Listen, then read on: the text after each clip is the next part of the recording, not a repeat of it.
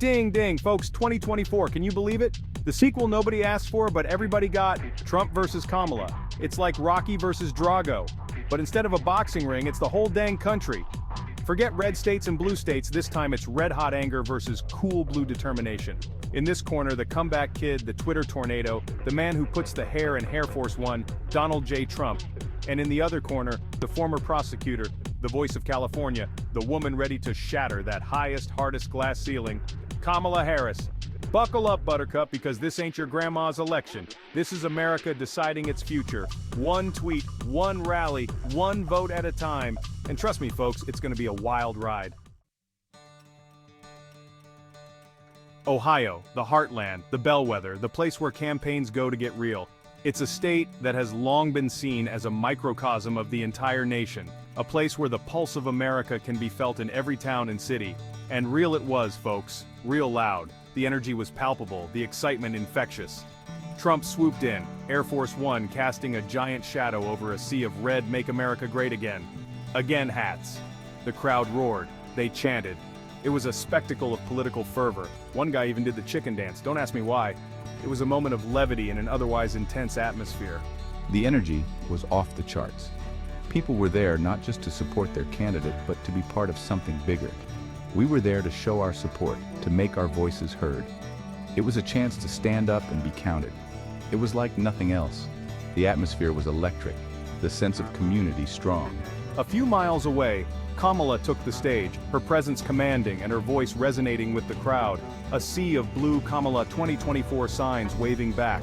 The supporters were just as passionate, just as committed. Her message was clear: unity, progress, and a future where everyone gets a fair shot. She spoke of hope and the promise of a better tomorrow. The energy was electric, the air thick with passion.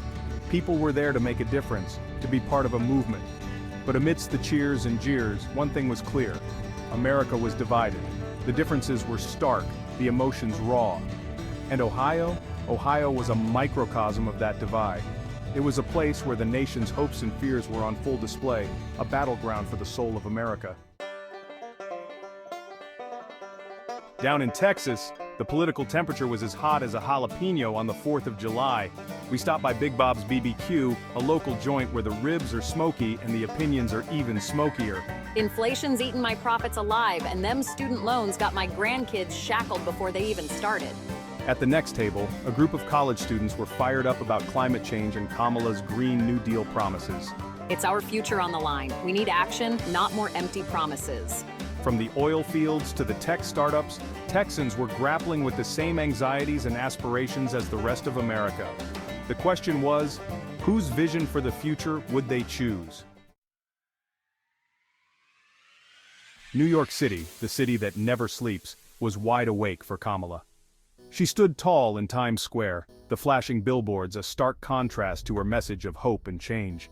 Her voice echoed through the concrete canyons, a powerful call for immigration reform that brought tears to the eyes of dreamers in the crowd. We are a nation of immigrants, and our diversity is our strength. She spoke about climate change with the urgency of a ticking clock, outlining her plan for a Green New Deal that would create jobs and protect the planet. The cheers were deafening, a chorus of voices demanding a better future. From the Bronx to Staten Island, New Yorkers felt the weight of the election on their shoulders. Could Kamala be the one to unite a divided nation and lead them towards a brighter tomorrow? Section 5. Stormy weather, virtual debate, tech glitches, and Twitter explosions. Picture this, folks: a raging storm outside, thunder rattling the windows, rain pouring down in sheets, and inside, the most powerful people in America are about to face off on Zoom, a virtual battlefield where every word counts. That's right, folks. Mother Nature had other plans for the second presidential debate. The storm outside mirrored the stormy exchanges inside. Instead of a fancy stage and a live audience, it was all pixels and webcams. The grandeur of the debate hall replaced by the intimacy of home offices. Trump naturally had his camera angled to show off his gold-plated office, a backdrop that screamed opulence and power. Kamala, meanwhile, kept it real with a simple bookshelf background. A touch of humility in stark contrast to Trump's display. The debate itself? Well, it had its moments. Heated exchanges, passionate arguments, and a few unexpected twists. Technical glitches that made both candidates look like they were trapped in a 90s music video. Pixelated faces, frozen screens, and audio delays. Twitter exploding with every awkward pause and pointed barb. Social media was ablaze with reactions, memes, and hot takes. But hey, at least it was entertaining, right?